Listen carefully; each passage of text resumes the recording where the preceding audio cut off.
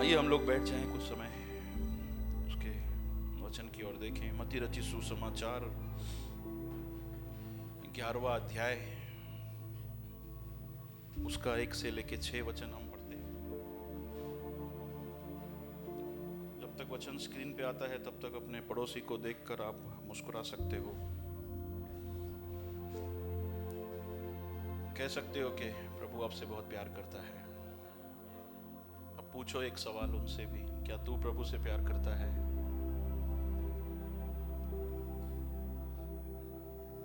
हाँ? बहुत सारे प्यार के दावा करने वाले अभी बिस्तर पे पड़े हैं, सो गए हैं। देखो कुर्सियां, गिने चुने 12-15 लोग आए, परमेश्वर का आदर और महिमा करने की बात करते हैं। एक संडे मिलता है, मैं तो सोचता हूँ कि यार एक संडे मिलता है, कैसे तुम लोग वो पल को चूक सकते हैं?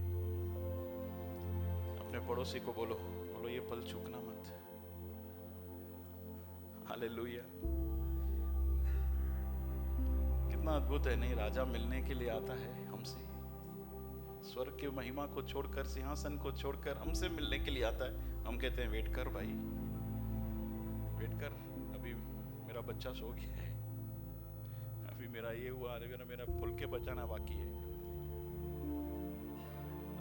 पड़ोसी को बोलो रख फुलका पासे में ही।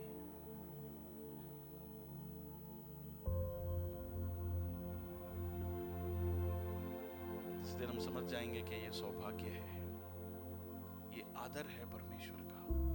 उस दिन रह नहीं पाएंगे। हालेलुया। फिर नींद बोलो अपने आप से भाग जाएगी, काम अपने आप से, काम तो होंगे नहीं, वो पड़े रहेंगे वहीं पे।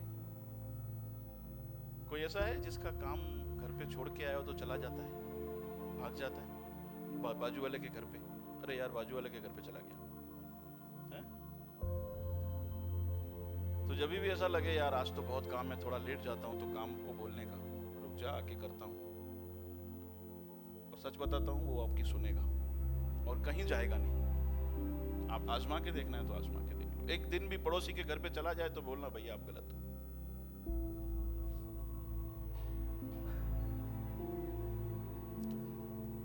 आदर है ना? आदर है। बोलो अपने आप को आदर है, परमेश्वर का आदर है। मैं उसका इंतजार करूं, उसको इंतजार करवाऊं क्या है? मेरे को उसका इंतजार करना है यहाँ पे। खुदा तू आ, मैं पहले से ही कुर्सी लगा के बैठा हूं। हम उसको बिठाकर बोलते हैं रुक जा, देखते हैं बाद में। ऐसा नहीं करना है। अब अपने लिए ताली बजा दीजिए, क्योंकि नींद बिगाड़ के आए हैं, कामों को साइड करके आए हैं। परमेश्वर का आदर करने वाले लोग हैं। आमीन। मत्ती रचित सुसमाचार 11वां अध्याय 1 से लेके 6 तक के वचन हम पहले पढ़ लेते हैं, और वहां से जो प्रभु ने मेरे बात दिल में डाली वो बताऊं। जब यीशु अपने 12 चेलों को आज्ञा दे चुका तो वह उनके नगरों में उपदेश और प्रचार करने को वहां से चला गया। यूहन्ना ने बंदी गृह में मसीह के कामों का सुसमाचार सुना कि मसीह के द्वारा क्या क्या हुआ है, तो अपने चेलों को उससे यह पूछने को भेजा कि क्या आने वाला तू ही है या हम दूसरे की बाट जोएं? यीशु ने उत्तर दिया कि जो कुछ तुम सुनते हो और देखते हो वह सब जाकर यूहन्ना से कह दो कि अंधे देखते हैं और लंगड़े चलते फिरते हैं, कोढ़ी शुद्ध किए जाते हैं और बहरे सुनते हैं और मुर्दे जिलाए जाते हैं और कंगालों को सुसमाचार सुनाया जाता है। और धन्य हैं वे जो मेरे कारण ठोकर न खाए। ठोकर न खाए मतलब मेरे बारे में जो लोग शक ना करे कि मैं मसीही हूं। तो यहां पर हमने पढ़ा यूहन्ना जो है वो जेल में है और अपने चेलों को यीशु मसीह के पास भेजता है और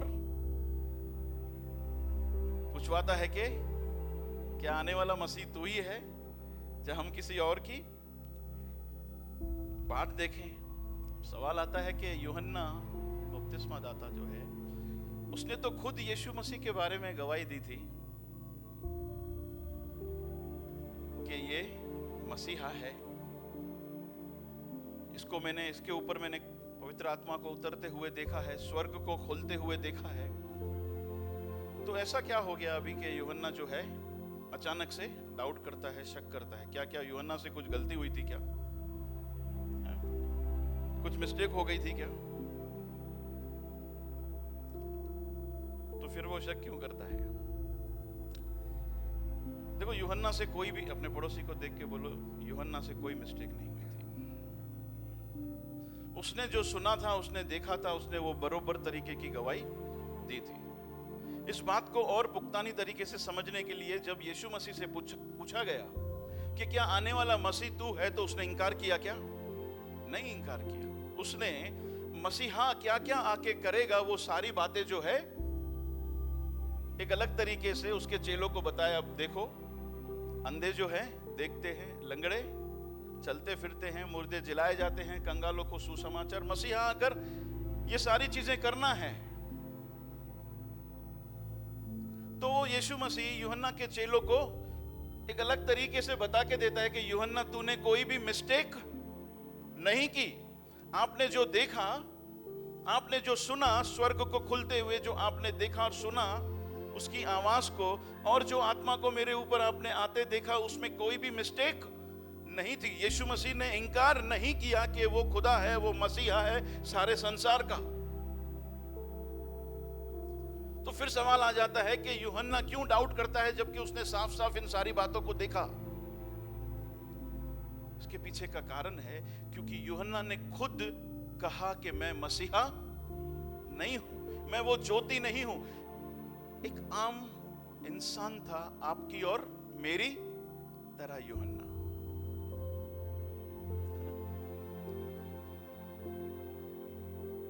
कहां पर है यूहन्ना? यूहन्ना जेल में है और वो सुन रहा है कि मसीह के द्वारा इतने सारे बड़े बड़े काम हो रहे हैं, तो फिर मैं जो परमेश्वर का दास हूं वो अभी तक जेल में क्या कर रहा है? मैं जो परमेश्वर की सेवा करने वाला हूं वो अभी तक जेल में क्या कर रहा है? मसीहा कुछ कर क्यों नहीं रहा है? मेरे प्यारो, ये बात जो है अपने आप में स्वाभाविक है। अपने आप में क्या है? स्वाभाविक है कि जब तकलीफें, जब परेशानियां, जब हालात मुश्किल होते हैं तो कभी ना कभी हमारे दिल में क्या होता है? शक पैदा होता है, सवाल उत्पन्न हो जाता है कि क्या हमने जो विश्वास किया है वो सही जगह पे किया है कि नहीं। यूहन्ना भी हमारी तरह, बोलो अपने आप को, यूहन्ना भी तेरी तरह एक इंसान ही था भाई। और ये स्वाभाविक है कि जब परिस्थितियां, हालातें जो बिगड़ती है, जब जो वो सोचता है उसकी तरह नहीं दिखता है, तो इंसान के दिल में ये शक आ सकता है। आज भी आता है। बड़े लंबे समय से कोई बीमारी चल रही है, प्रभु को प्रार्थना लगाई लेकिन बीमारी ठीक नहीं हो रही है, प्रभु तो मेरी प्रार्थनाओं को सुनता है कि नहीं? आता है कि नहीं? ये बात दिल के अंदर है।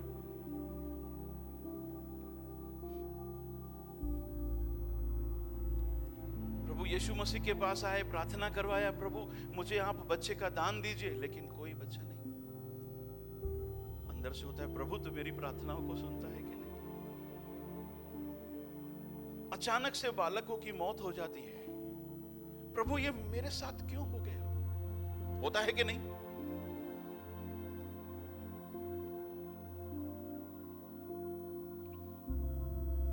कोई गलत करता है, न्याय की गुहार लगाते हैं परमेश्वर से, परमेश्वर यार आप देख तो सही क्या कर रहा है ये मेरे साथ, तू कुछ करता क्यों नहीं है? लेकिन फिर जब कुछ नहीं होता है तो हमारे दिल में क्या बात आ जाती है? यार सुनता है कि नहीं, मेरी सही जगह पे विश्वास किया है कि नहीं? ये स्वाभाविक है। ये स्वाभाविक है कि जब हालात तकलीफों से भरे होते हैं, मुश्किलात से भरे होते हैं, चीज़ें सही नहीं जाती, हमारे अनुसार नहीं जाती, हमने कुछ अपेक्षा किया होता है खुदा से और वो सारी चीज़ें नहीं होती है, तो ये स्वाभाविक है, ये आ जाता है। तो बोलो, यूहन्ना ने कोई मिस्टेक, मसीहा को लेकर कोई भी मिस्टेक नहीं की। लेकिन सवाल आता है कि पवित्र आत्मा ने इस घटना को बाइबल के अंदर क्यों दर्ज करवाया? वो हमसे क्या बात करता है आज के समय में? हमारे लिए आज के लिए लेसन क्या है? क्या डालना चाहता है पवित्र आत्मा? वो है निरंतर तुझे तेरे विश्वास पे काम करना है। हालेलुया। निरंतर तेरे विश्वास पे तुझे बने रहना है। तूने जो सुना, तूने जो समझा है, ठीक है, अच्छा है, तूने अपने जीवन में बसा दिया है, लेकिन अगर जो वहां पर तू रुक जाता है, निरंतर अपने विश्वास पे काम नहीं करता है, तो ये यूहन्ना जैसी हालत होने वाली है। एक समय आएगा जब तू सवाल करने लगेगा, कुड़कुड़ाने लगेगा, प्रॉब्लम होने लगेगी तेरे को। इसीलिए बड़ा जरूरी है कि हम लोग निरंतर अपने विश्वास पे काम करते जाएं। यही यीशु मसीह उसको कहना चाहते हैं, यूहन्ना तूने सही विश्वास किया है, लेकिन एक बात और तुझे करने की जरूरत है। क्या है? अपने विश्वास में टिका रहे। क्या है? तेरे विश्वास में तू बना रहे। इस साल का हमारा थीम जो खत्म होने पे आया है वो ये है, बने रहो यीशु मसीह में, बने रहो यीशु मसीह में। हाँ, आपने विश्वास किया, लेकिन लगातार उसे कुछ ना कुछ सपोर्ट करने की तुम्हें जरूरत पड़ेगी, लगातार उस पर काम करने की जरूरत पड़ेगी, ताकि जब ऐसे हालात मुश्किलों से भरे हुए आए तब हमारा विश्वास डगमगाए नहीं, हम लोग पीछे नहीं हट जाएं, हम लोग छोड़ के चले नहीं जाएं, हम लोग गिर के दूर नहीं हो जाएं। अपने पड़ोसी को देख के बोलो, निरंतर विश्वास पे काम करने की जरूरत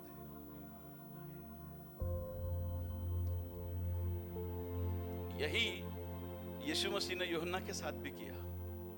उसने विश्वास किया था, उसको प्रॉब्लम हुआ, लेकिन फिर यीशु मसीह ने क्या किया? उसके विश्वास को अलग एक तरीके से टेका दे दिया। भाई तूने कुछ भी गलत नहीं सोचा है, ना ही देखा है, ना ही किया है। भाई सुन, मैं तेरे विश्वास को एक नए तरीके से बढ़ाता हूं।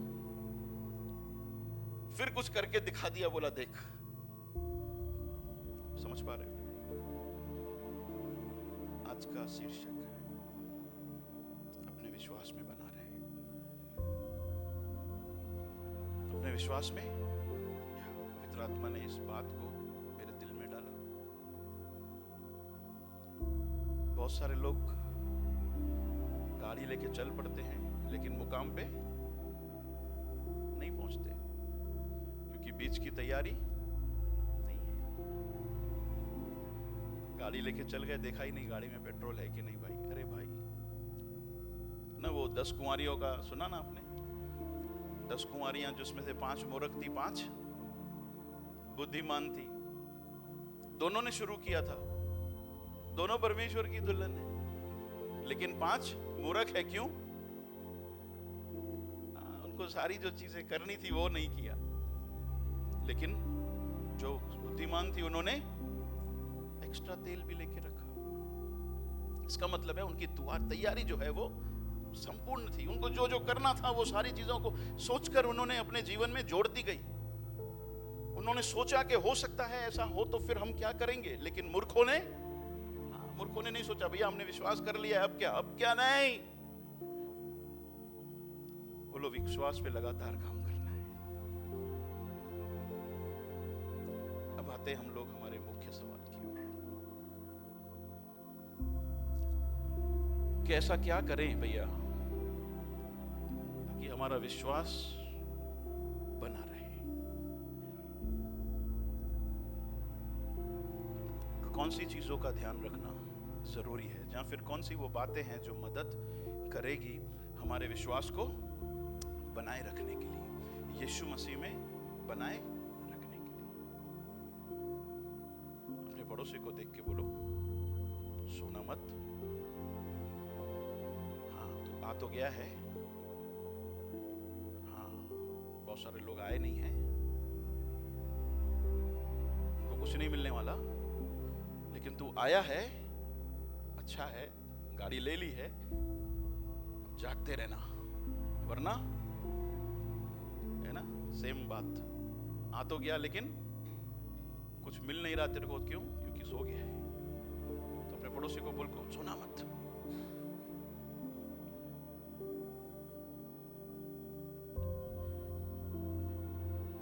बहुत सारे लोग इसीलिए भी नहीं आते सुबह सुबह, यहाँ पे नींद खराब की जाती है। घर पे भी बच्चे कभी सोने नहीं देते, फिर यहाँ पे पास्टर सोने नहीं देते।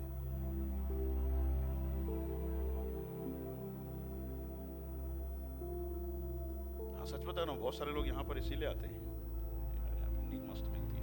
हाँ ठीक है, थोड़ा शोर करते हैं, चिल्लाते हैं बीच बीच में, आराधना करके ड्रम बजाता है वो जोर जोर से, भाई बोलते हैं थोड़ा आवाज कम कर दो, बोलता है सुनाई नहीं देता। अरे भाई तेरी वजह से हमारी नींद खराब होती है।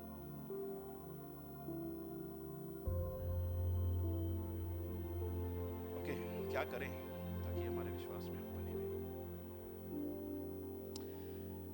उसमें सबसे पहली बात जो हमें अपने आप से बात करनी है, जो अपने आप को कहनी है, जो ध्यान रखनी है, वो ये है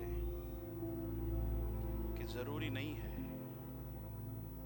परमेश्वर जैसा हम चाहते हैं वैसा काम करे। क्या है पहली बात जो ध्यान में रखनी है? अपने आप को दिल के अंदर ये बात डालनी है कि भाई जैसे तू चाहता है ना वैसे परमेश्वर काम करने वाला नहीं। ये बात समझनी बड़ी जरूरी है कि परमेश्वर के कार्य करने के तरीके जो है वो अलग अलग हैं। बहुत सारे लोगों का विश्वास रूपी जहाज जो है वो डूब जाता है। क्यों? क्योंकि उनको पता नहीं है कि परमेश्वर के काम करने का तरीका जो है वो अलग अलग है। उनको लगता है जैसे मैंने बोला, जैसे मैंने चाहा, जैसे मैंने प्रार्थना की वैसे ही मेरे को उत्तर आएगा। नहीं आने वाला। आ भी सकता है, इसीलिए मैंने वो शब्द को इस्तेमाल किया, जरूरी। लेकिन अगर जब हम अपने आप को ये बात समझा देते हैं कि नहीं जरूरी नहीं है, तकलीफें आई है, परेशानी आई है, मुसीबतें आई है, वो हटे नहीं, जरूरी नहीं है। क्योंकि कभी भी यीशु मसीह ने ये वायदा किया ही नहीं है कि मैं तेरे जीवनों से तकलीफों को हटा दूंगा, परेशानियों को नहीं आने दूंगा। नहीं, उसने बोला है कि तकलीफों और परेशानियों के बीच में मैं तुझे सामर्थ्य दूंगा। ये है वायदा। लेकिन बहुत सारे लोगों का आज विश्वास रूपी जहाज जो है डूब गया है, क्योंकि उनको लगता है परमेश्वर को जैसे मैंने बोला है वो वैसे ही काम करेगा।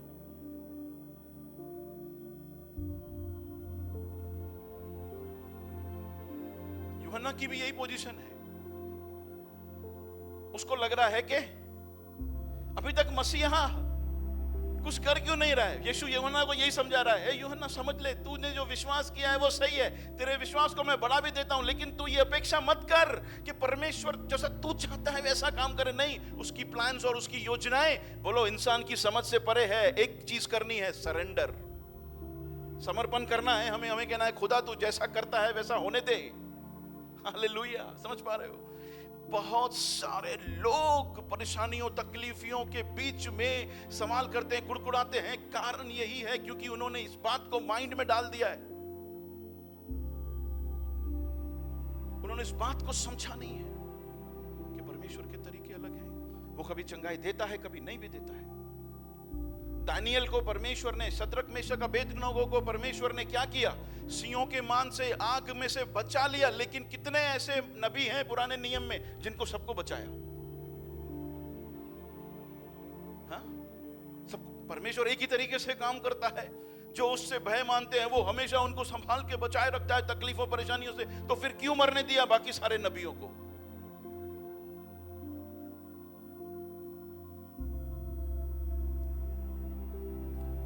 जब स्वर्गदूत पतरस को बचा सकता है तो याकूब के भाई यूहन्ना को, कौन था?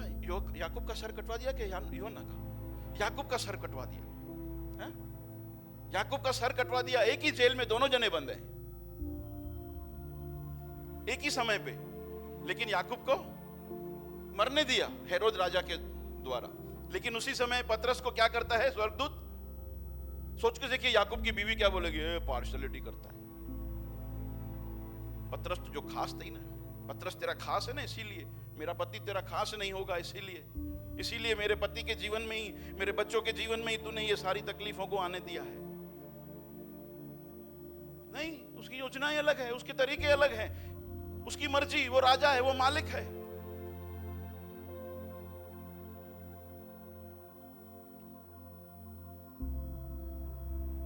उसने पौलुस को बचा दिया बहुत बार, लेकिन दूसरे चेलों को उस तरीके से नहीं बचाया।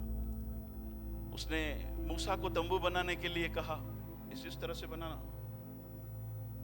इस रंग के कलर के बनाना, लेकिन दाऊद का तंबू कैसा है देखा है कभी? जाके गूगल पे देखो राजा दाऊद का तंबू कैसा है, जहां पर उसने टेबरनेकल को रखा था। एक छोटा सा तंबू है, छोटा सा, जिसके अंदर न आंगन है, न पवित्र स्थान है, न अति पवित्र स्थान है, कुछ भी नहीं है। एक छोटा सा तंबू है, टेंट है, उसके बीच में आर्क पड़ा है, उसके बीच में पड़ा है। परमेश्वर के तरीके अलग है, उसका सोचने का तरीका अलग है।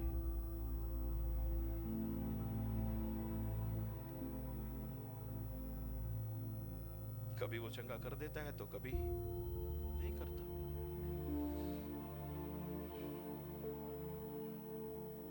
नहीं समझने की वजह से बहुत सारे लोग आज डिस्करेज हैं।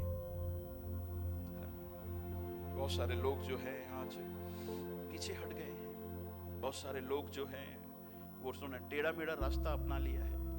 परमेश्वर काम तो करता नहीं है, चलो मैं अपने तरीके से काम करना शुरू कर देता हूँ। फिर जाएंगे लीमे वाले बाबा के पास, 4 लीमा उठी ट्रेन जो रस्टाइंदे एक गरदे लटाई।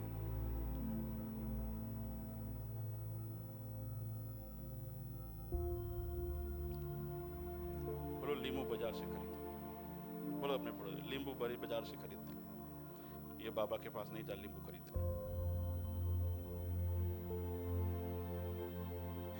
इसीलिए बहुत सारे लोग कुड़कुड़ाते हैं, सवाल करते हैं, क्योंकि ये बात जानते नहीं है। उसके तरीके अलग है, उसके काम करने का तरीका अलग है। वो निर्भर नहीं करता इस बात पे कि जैसा मैं चाहता हूं वैसा हो करे। अपने पड़ोसी को देख के जैसा तू चाहता है वैसा वो नहीं करेगा, जरूरी नहीं है वो वैसा ही करेगा। ये बात विश्वास में बने रहने के लिए क्या होगी? सहायता करेगी, मदद करेगी। जब हम बात अपने इस बात को दिल में डालते हैं ना, हाँ यार ठीक है, जरूरी नहीं है वो जैसा मैंने बोला वैसा करें। एक और बात बोलो अपने पड़ोसी को, जैसा तू चाहता है वैसा वो नहीं करेगा। बोलो बोलो, थोड़ी नींद बिगाड़ो बाजू वाले की, लेकिन वो वही करेगा जिसमें तेरा भला होगा। हालेलुया।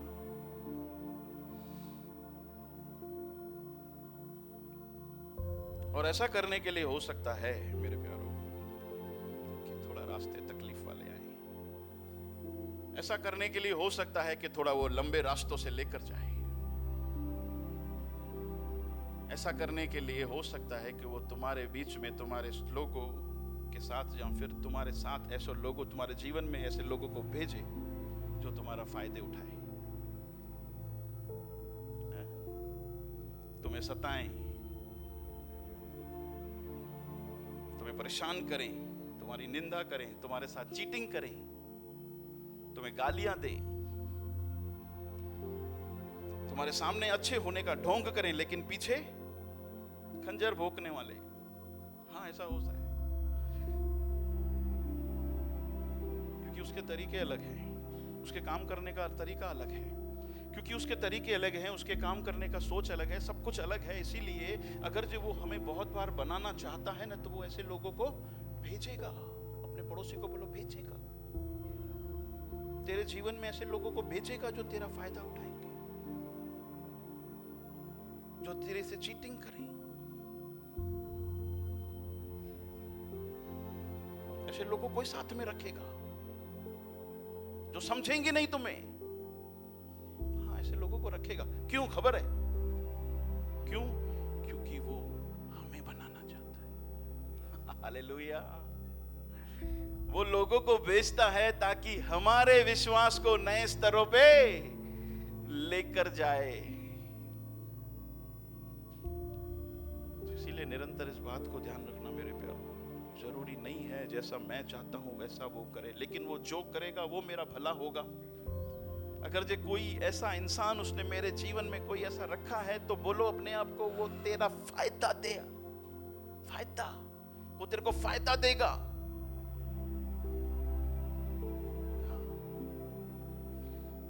तो पहली बात मेरे प्यारो,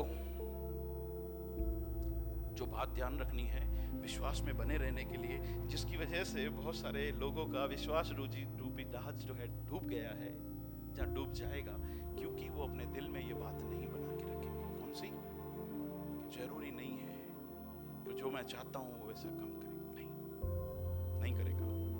जरूरी नहीं है, हो सकता है करे, तुम्हारा भला होगा तो करेगा, लेकिन भला नहीं होगा तो नहीं करेगा। यूहन्ना को बात समझ में आ गई, इसीलिए दूसरे चेले उसने नहीं भेजे, कोई दूसरा क्वेश्चन नहीं। हाँ प्रभु मैं समझ गया, तेरे काम करने के तरीके अलग है, मैं अगर ये जेल में हूं तो वहां से भी तेरी महिमा। आमीन। समझ रहे हो? जो लोग समझ जाते हैं फिर वो इस तरह से परमेश्वर पे शक नहीं करते, पीछे हटने की बात नहीं करते। अरे प्रभु इन मानवों के हटाए शक, मुझे जीवन अमन नहीं हो, ऐसा बोलते ही नहीं है, क्योंकि उसको इधर रखा है तुझे बनाने के लिए। ये कांटा ही तो है तेरे जीवन में जो तुझे नम्र बना के रखेगा। पौलुस ने 3 बार प्रार्थना किया, प्रभु ये कांटा नहीं हटाऊंगा भाई, तुझे हिम्मत दे दूंगा उसे सहन करने की। पहली बात, आपको लगता है कितना सिंपल बात है भैया, लेकिन सोच के देखिए, तकलीफें, परेशानियां, मुश्किलात, हालात विपरीत जब आते तो उस समय हमारा रवैया क्या होता है? क्या होता है? अपनी चलाते हैं कि खुदा की मर्जी पे छोड़ देते हैं?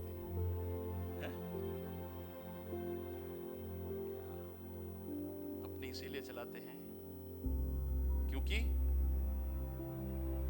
हमको पता नहीं है इस बात का।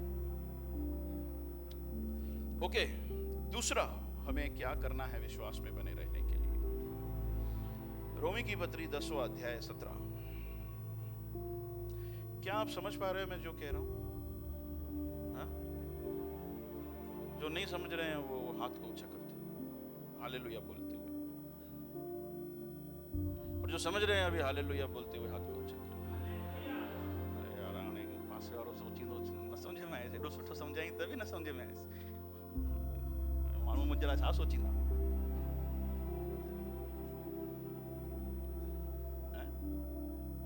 क्या सोचेगा मेरा बाजू वाला? वाचरे वाया भला समझे ही कौन तो।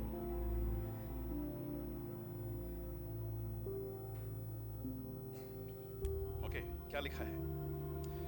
विश्वास में बने रहना है, उसके ऊपर निरंतर काम करना है। तो पहली बात मैंने आपको बताई, अपने आप को कहो जरूरी नहीं है परमेश्वर तेरे अनुसार काम करे, नहीं, उसको अच्छा लगेगा तो वो करेगा, तेरा भला होगा तो करेगा, वरना नहीं करेगा। दूसरा, वहां पे लिखा है सो विश्वास सुनने से और सुनना मसीह के। हाँ, विश्वास कहां से आता है? विश्वास कहां से आता है? बोलो सुनने से, और वो भी मसीह के वचन सुनने से। विश्वास कहां से आता है? वचनों को पढ़ने से। विश्वास कहां से बढ़ता है? वचन पे मेडिटेशन करने से। हेलो, मेडिटेशन और सुनना एक ही बात है। यस, जब आप पढ़ते हो, मेडिटेशन करते हो, खुदा की रूह हमसे बात करती है। जब हम सुनते हैं तो हमारे विश्वास नए स्तरों पर वो लेकर जाता है। ये मैं नहीं कह रहा, बाइबल कह रही है कि विश्वास जो है सुनने से आता है। इसका मतलब है कि अगर जो मेरे विश्वास के ऊपर मुझे बने रहना है, निरंतर उस पे काम करना है, तो निरंतर मुझे बाइबल का अध्ययन करना पड़ेगा, परमेश्वर की आवाज को निरंतर सुनना पड़ेगा। यस, मैं आप लोगों से सवाल पूछता हूं, हाथ मत उठाइए, कोई जवाब भी मत दीजिए, अपने आप को जवाब दीजिए। कितने लोग ईमानदारी से, सच बताना, ईमानदारी से, डिसिप्लिन, अनुशासन के द्वारा परमेश्वर के वचन को पढ़ते हैं हम लोग?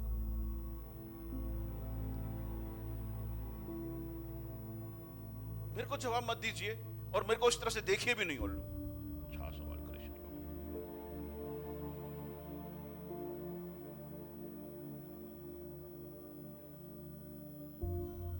कितने लोग समय निकाल कर, सच में ये परमेश्वर का आदर है कि मैं कुछ साइड करके आधा घंटा पौना घंटा परमेश्वर का वचन क्या कहता है, उसमें क्या लिखा है, मैं बैठ के पढूं, उस पे मनन करूं।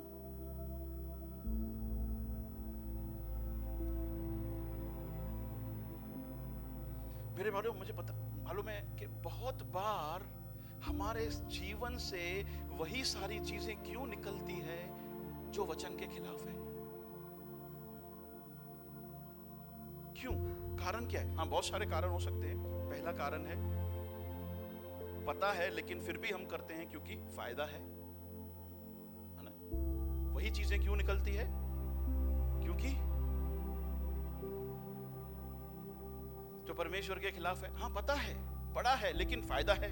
दूसरा, क्यों वही सारी चीजें हम लोग करते हैं जो परमेश्वर के वचन के खिलाफ है?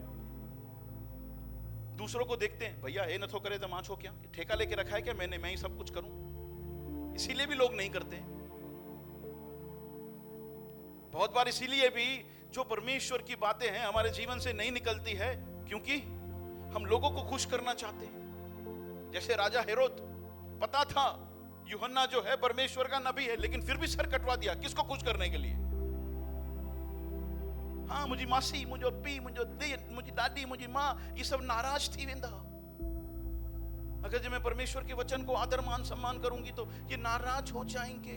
ला मेरी प्यारी दादी, नंढपड़ खा वड्डो क्यों तई। हाँ, अच्छा है, आदर करो, लेकिन इस तरह से आदर मत कीजिए कि परमेश्वर के वचन को हटाकर हम उनको स्थान दे दे। नहीं, बहुत सारे लोग जो है वही सारी चीजें क्यों करते हैं जो गलत है, परमेश्वर के वचन के खिलाफ है, क्योंकि पता ही नहीं है गलत है। क्योंकि पता ही नहीं है गलत है। क्यों पता नहीं है गलत है?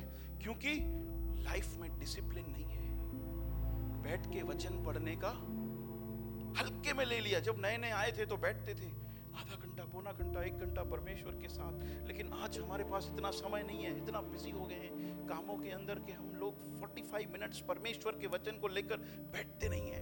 30 मिनट्स परमेश्वर के वचन को लेकर बैठते नहीं है। मैं सोच रहा हूं कि परमेश्वर से प्यार करने का दावा करने वाले लोगों के पास आधा घंटा भी नहीं है परमेश्वर के वचन के साथ बैठ के बात करें, वो देखें कि उसमें क्या लिखा है। ये प्यार है, ये आदर है, ये मान सम्मान है परमेश्वर का। जब पता ही नहीं है क्या लिखा है तो फिर क्यों वो सारी चीजें नहीं करेंगे जो परमेश्वर के वचन के खिलाफ? सोच के देखो, फिर वही निकलेगा जो खिलाफ है। जो खिलाफ है वही निकलेगा। भैया तो किया ये कर सकता और मुझे पता ही नहीं है परमेश्वर का वचन ऐसा कहता है। अच्छा, लीमे वाले बाबा ने न जानो ना, लीमे वाले बाबा ने न जानो तो भाई मुझे खबर ही नहीं है। जादू टोना, अच्छा अच्छा अच्छा, महाराजों के पास अपने हाथ और पांव नहीं दिखा, नहीं मुझे पता ही नहीं है भाई। पढ़ा ही नहीं है। जादू टोना करने वाले, महाराजों के पास जाने वाले, ये हाथ और पांव दिखाने वाले परमेश्वर के राज्य में नहीं होंगे। मूर्ति पूजक परमेश्वर के राज्य। भैया मैं मूर्ति पूजा नहीं करता। हेलो, एक नया मूर्ति बना के रख दिया है हमने, ये है मोबाइल। आखा दिन इसी में लगे पड़े।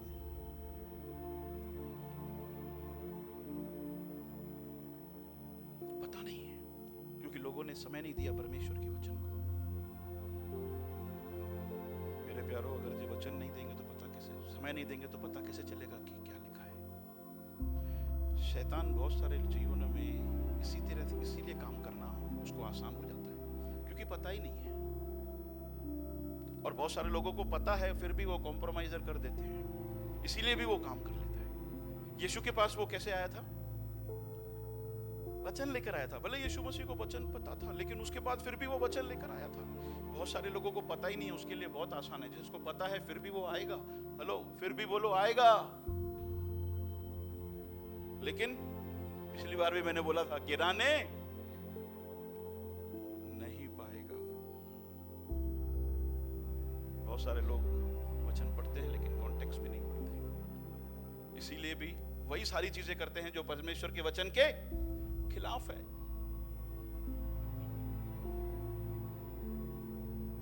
कितना अच्छा बनकर आया था ना यीशु मसीह, शैतान यीशु मसीह के पास। प्रभु, परमेश्वर ना करे कि तू क्रूस उठाए। हाँ, कैसे बन के आया था? अपने पड़ोसी को बोला, अच्छा बन के आया। अच्छे बन के आएंगे लोग तुम्हारे जीवन में। देखो बाहर वाले लोगों को तो अच्छा नहीं कह सकते, तो ये अच्छे लोग कौन है? ये विश्वासी तुम्हारे जीवन में बड़े अच्छे लोग बन के आएंगे और कहेंगे कि प्रभु ना करे तो क्रूस उठावे। मतलब थोड़ा थोड़ा कॉम्प्रोमाइज भी बीच में,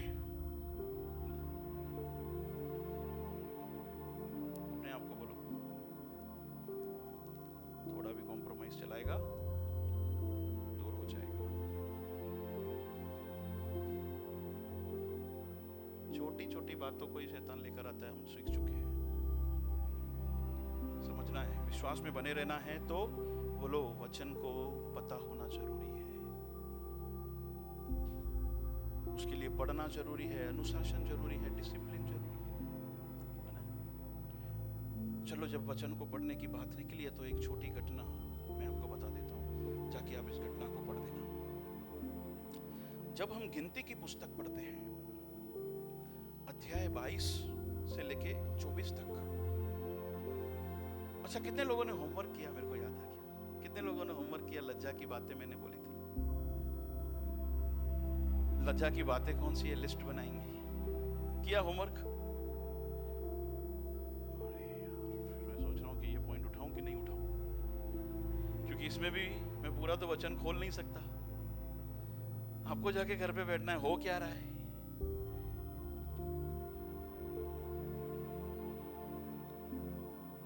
लज्जा की बातों की वजह से क्या बन गए थे फिलिपी वासी? हाँ? क्रूस के बैरी बन गए थे लज्जा की बातें करने की वजह से। और मैंने आपको बताया, बनाइए इसकी वजह से एक लिस्ट, वरना ये क्रूस का बैरी बना देगा आपको।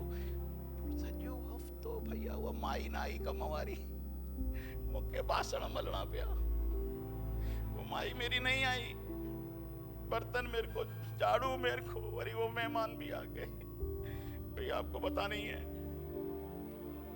कितना मेरा हफ्ता बिजी गया। अच्छा कुमकुम भाग्य देखा? हाँ भैया कुमकुम भाग्य देखा।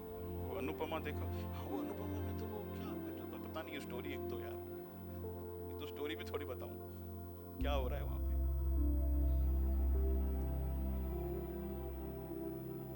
लेकिन लज्जा की बातें लिखने का समय नहीं है हमारे पास, ठीक है? मेरा काम है, मैं आपको बता देता हूँ। जब हम गिनती की पुस्तक 22 और 24 अध्याय में पढ़ते हैं, उसके बीच में तो वहां पर बिलाम नबी और बालाक राजा की स्टोरी है। वहां पर क्या है? बिलाम नबी और बालाक राजा की स्टोरी है।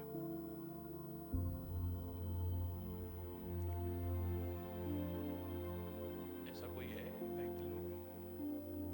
कितने लोग ऐसा मन में बोल रहे हैं?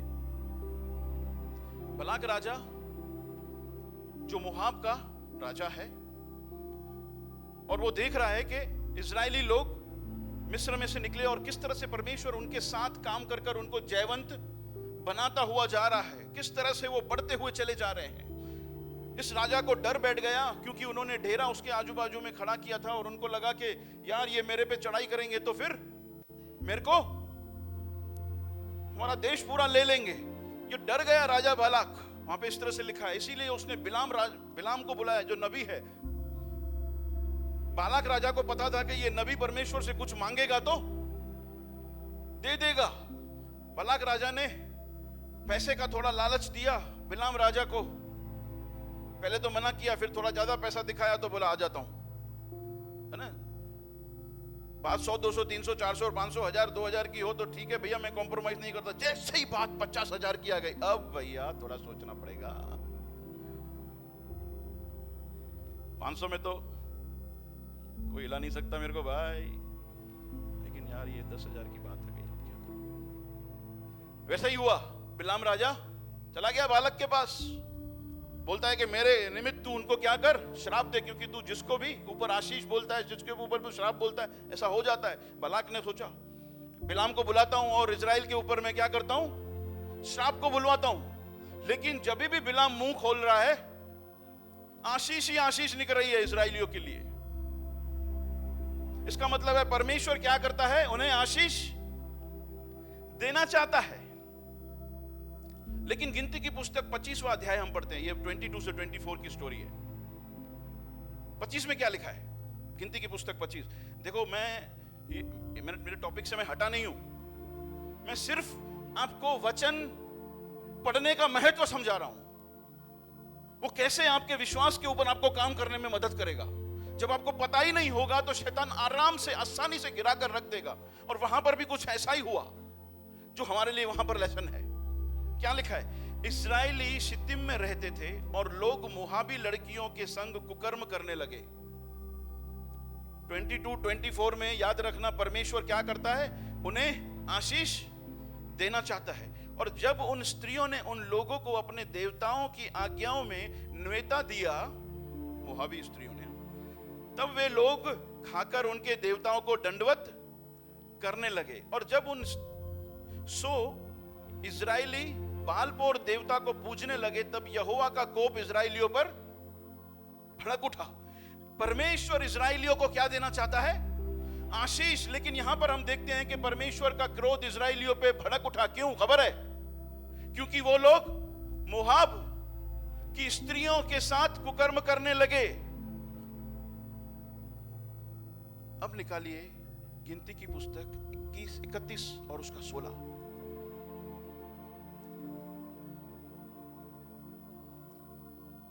यहां पर जंग हो रही है और इजराइल ने मोआबी देशों के ऊपर चढ़ाई की है और वहां के लोगों को मार देने की बात है। वहां पर यह बात होती है। देखें, बिलाम की सम्मति से, किससे? बिलाम की सम्मति से पोर के विषय में इजराइलियों से यहोवा का विश्वास इन्हीं ने करवाया था। किसने लिखा है? हमने पढ़ा 25 में कि इजराइल ने क्या किया? मोआबी लड़कियों के साथ व्यभिचार किया। लेकिन यह सम्मति किसने दिया? बिलाम ने देखा परमेश्वर तो इनको आशीष ही देना चाहता है। इस बालाक राजा की ओर से मैं पैसा लेकर इन पे श्राप तो बोलना चाहता हूं, लेकिन जब भी मुंह खोलता हूं क्या होता है? आशीष ही आशीष निकलती है। लेकिन अचानक से परमेश्वर का क्रोध इन पे भड़क उठा। और वहां पे 31 में लिखा है ये बिलाम की सम्मति से हुआ। इसका मतलब क्या?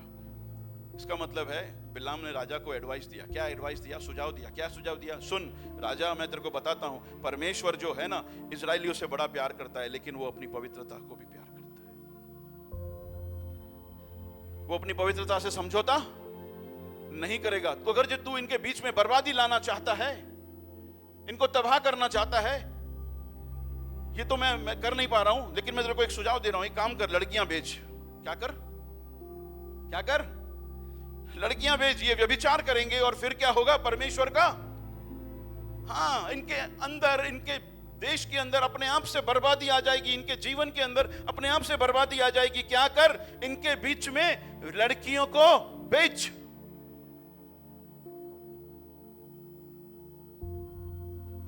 बिलाम ने एडवाइस दी। उसको पता था कि परमेश्वर व्यभिचार को नहीं चलाएगा। परमेश्वर क्या देना चाहता था? परमेश्वर आशीष देना चाहता है। लेकिन शैतान को पता है क्या करने से इनकी आशीष, इनकी सेवकाई, इनकी गवाही, इनकी मिनिस्ट्री मैं कैसे बर्बाद कर सकता हूं। शैतान को क्या है? बोलो, पता है। क्या बोला? इनके बीच में क्या कर? लड़कियों को बेच। आज भी वो क्या करता है? बहुत सारे जीवनों को बर्बाद करने के लिए, विश्वासी को अपने विश्वास से हटाने के लिए, मिनिस्ट्री को बर्बाद करने के लिए, जीवन को बर्बाद करने के लिए क्या करता है? बोलो, लड़कों के जीवन में लड़कियां भेजेगा, लड़कियों के जीवन में लड़के भेजेगा। आज भी स्टाइल है उसका, उसको पता है।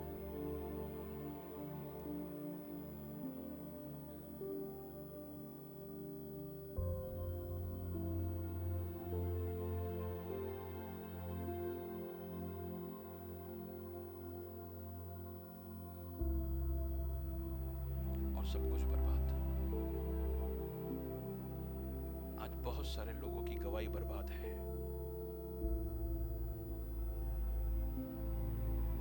क्योंकि अपनी लाइन ड्रॉ नहीं की है उन्होंने। उनको पता नहीं है मेरी हद क्या है। विश्वासी इजराइली हैं, विश्वासी लोग। अपने पड़ोसी को देख के बोल, बर्बाद करना चाहता है तेरे जीवन को शैतान, और उसका तरीका है वो लेकर आएगा लड़की के जीवन में लड़का, लड़के के जीवन में लड़की, टाइम से पहले। यस, शादीशुदा है तो वो क्या लेकर आएगा? लड़की शादीशुदा है तो क्या लेकर आएगा? लड़का शादीशुदा है तो क्या लेके आएगा? क्या लेकर आएगा? कौन बताओगे? हाँ बोलो, पड़ोसन लेकर आएगा, पड़ोसी लेके आएगा। अल्लाह की तो डैशिंग तो लगे। हीरो बेसायो, हीरो ये तो बाइक दे बनी है, बार बार उठाए, हमारे तो बाल ही नहीं बचे। यस, और बर्बाद जीवन, विश्वासी जीवन खत्म। खबर है इसकी शुरुआत कहां से होती है? ये बर्बादी की शुरुआत कहां से होती है? ये बर्बादी की शुरुआत होती है जब इंसान ने लाइन ड्रॉ नहीं की। इसीलिए हम समझा समझा के थक जाते हैं विश्वासियों को। अरे भाई, लड़कों को लड़कियों से, लड़कियों को लड़कों से, दूसरे मर्द से, ऑपोजिट जेंडर से ज्यादा गुफ्तगू मत करो, बात मत करो। भैया मैं उसकी मदद करना चाहता था। भाई लड़का है तो उसको बोल लड़का ढूंढ ले तेरी मदद के लिए, लड़की है तो बोल लड़की ढूंढ ले, तुझे क्यों उसकी मदद करनी है? अरे मर जाएगा, जीवन बर्बाद हो जाएगा, विश्वासी जीवन बर्बाद हो जाएगा, मिनिस्ट्री बर्बाद हो जाएगी, कहीं का नहीं रहेगा। शैतान के हथियारों को समझने की कोशिश करनी है हमें। बहुत सारे जीवनों को उसने बर्बाद करके रख दिया, बहुत सारी मिनिस्ट्रियों को उसने बर्बाद करके रख दिया, क्योंकि हमने ऐसा होने दिया। लाइन ड्रॉ करो, नहीं करना है मुझे बात इस तरह से। भैया लाडी मायूस हुई, हाँ तो क्या करना है? तुझे मायूसी में ला देगी वो, तुझे मायूसी में ला देगा वो। भैया वो यीशु नहीं सिखाता है एक दूसरे की चिंता करो? ऐसे ऐसे वचन कोट करते हैं, फिर अंदर दिल में खुद है वचन प्रभु का लेकर आएंगे। प्रभु ने कहा एक दूसरे की मदद करो, भैया वही कर रहे हैं। शैतान भी ऐसे वचनों को लेकर आता है। यूं खोलेंगे बाइबल, एक दूसरे की मदद करो, लगाए फोन, हेलो हाँ मुझे खबर पे तू डाडी मायूस है, मुझे खबर पे तू डाडो मायूस है। इसीलिए मैंने बोला वचन कॉन्टेक्स्ट में भी पढ़ना जरूरी है।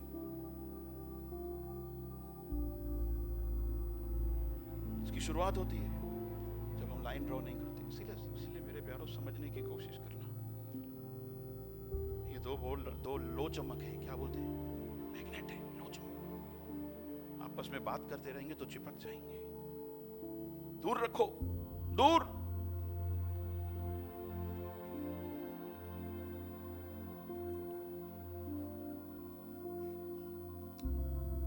दूसरा, गलत संगति। गलत संगति की वजह से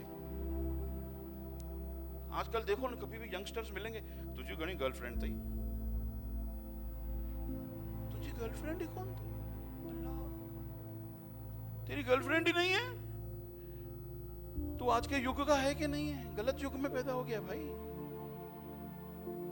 जब भी आपस में बात करेंगे, बात ही खोटी बातें करेंगे। बोलो शैतान तो ऐसा लेके आने वाला है तुम्हारे जीवन में संगति, जो तुम्हें खोटी बातें बताए और तुम्हारे विश्वास के जीवन को बर्बाद कर दे, तुम्हें विश्वास में बना न रहने दे। अल्लाह यार उसकी 2 गर्लफ्रेंड है, मैं एक तो रख सकता हूं, मैंने क्या बुरा किया? गलत संगति को बोलो दूर हटा, अपने आप को बोलो हटा दूर, दूर, वरना विश्वास में बने रहने से झुक जाएगा। हाँ, सब कुछ बर्बाद होके रह जाएगा। और तीसरा, इसकी शुरुआत होती है, धीरे से बोलो, टीवी। टीवी नहीं, टीवी होती है वहां से।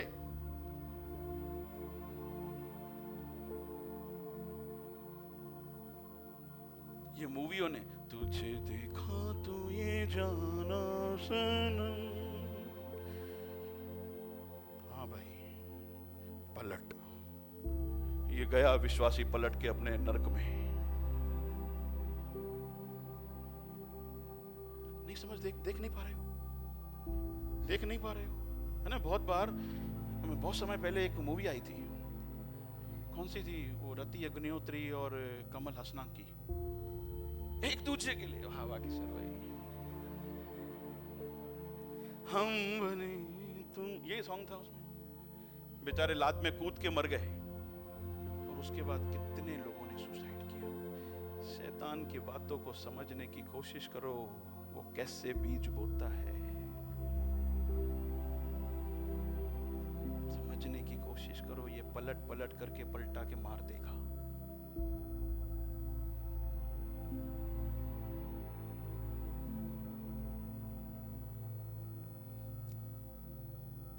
शैतान को पता है इनके बीच में गलत तरीकों का कल्चर लेकर आ। ये विश्वासी आ जाइए ना, कौन है, आ जाइए, कोई टीम आ जाइए। इनके बीच में क्या करिए, गलत तरीकों का कल्चर लेकर आ। ऐसे से कल्चर लेकर आ जो अपने आप में इनको गिरने का कारण बने देंगे। संसार के लोग बनाते हैं ऐसा, और विश्वासी लोग उसमें क्या करते हैं। हाँ, लड़का लड़का शादी करे, किसने बनाया? परमेश्वर का वचन कहता है। लड़की लड़की शादी करे, किसका? संसार ने बनाया ना। वचन कहता है, हाँ? अपनी पड़ोसन की ओर देखे, संसार कहता है। वचन कहता है ऐसा नहीं। लड़का लड़की बन जाए, लड़की लड़का बन जाए, कौन कहता है ऐसा? संसार। शादी के बगैर भी आपस में रह सकती हो, किसकी शिक्षा है ये? संसार। संसार ने बना दिया, हमको वचन का पता नहीं है, शैतान ने अपना काम कर दिया। हेलो, अपने आप को बोलो वचन का ज्ञान होना जरूरी है, उसके लिए डिसिप्लिन लाना जरूरी है अपने जीवन में। समय निकाल कर वचन के साथ बैठेंगे तो परमेश्वर बात करेगा। एक और संसार ने खतरनाक बात निकाल दी है, पता है क्या है? दिखाई नहीं देती बहुत सारे लोगों को, लेकिन मसीहों ने भी उसको अपना दिया। वो क्या है खबर है? 12 बजे के बाद बहुत सारे लोगों की सुबह होती है। क्या होती है? परमेश्वर ने रात क्यों बनाई है? सुबह से लेके तू काम करता है भाई, रात को तू आराम कर। लेकिन बहुत सारे शहजादे और शहजादियां रात को 12 बजे के बाद उठते हैं। उसी टाइम दाल मूंग खाने की इच्छा होती है उनको।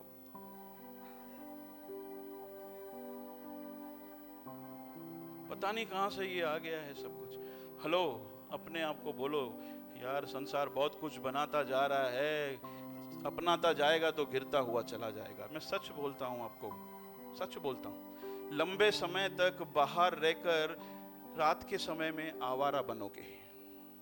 सच बताता हूं, कुछ ऐसा करोगे जो परमेश्वर के वचन के खिलाफ होगा। मैं सच बताता हूं, कुछ ऐसा ना भी करो ना, कम से कम अपनी पीढ़ी के लिए गंदा मिसाल छोड़ के जाओगे।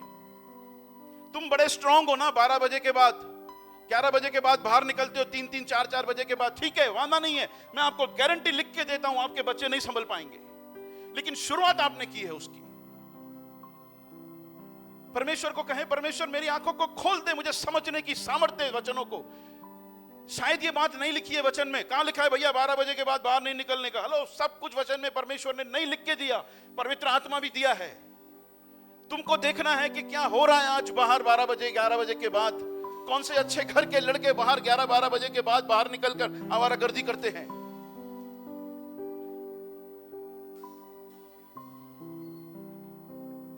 आपको लगता है प्रॉब्लम नहीं है, कीजिए। गारंटी आने वाले समय में आप अपने पीढ़ी में, अपने जीवनों में गिरते हुए अपने विश्वास को देखोगे, आवारापंथी अपने जीवनों में देखोगे। गारंटी, लिख लीजिए। मैं इसीलिए बोल रहा हूं क्योंकि मेरे पास इस समय वचन नहीं है खोल के देने के लिए कि नहीं ये गलत है, लेकिन पवित्र आत्मा के बोलने से मैं आपको बोलता हूं कि लिमिट ड्रॉ कीजिए। संसार जो बनाता हुआ जा रहा है उसको अपनाते हुए मत जाइए, वरना गिरोगे। हालेलुया। हम कहें प्रभु मुझे तू ऐसा बना, हालेलुया, ताकि मैं तुझको पसंद हूं। हालेलुया। एक बार खुदा से बैठ के पूछें, क्या ये तुझे बातें पसंद है? मैं अपनी पीढ़ी के लिए श्राप का कारण बनूं, पसंद है?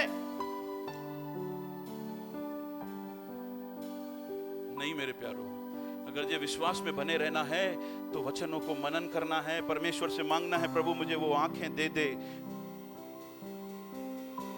मेरे कान खोल दे ताकि मैं तेरी बातों को समझने पाऊं, वरना गिर जाएंगे मेरे प्यारो, वरना गिर जाएंगे।